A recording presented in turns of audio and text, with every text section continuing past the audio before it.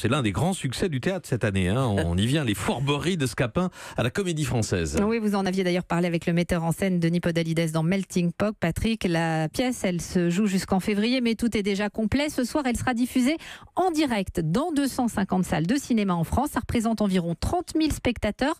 Comment expliquer le succès de ce spectacle, Ève Roger ? Déjà, la pièce, c'est un classique. La plupart d'entre nous l'a étudié à l'école.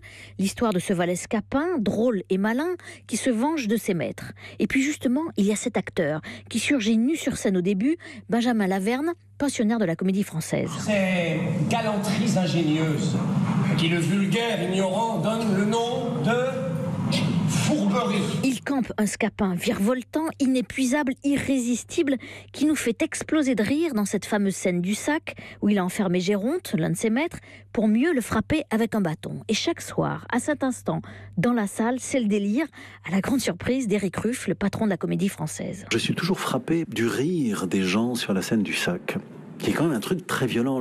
C'est parmi nos peurs les plus atroces, se faire enfermer dans un sac dans le noir.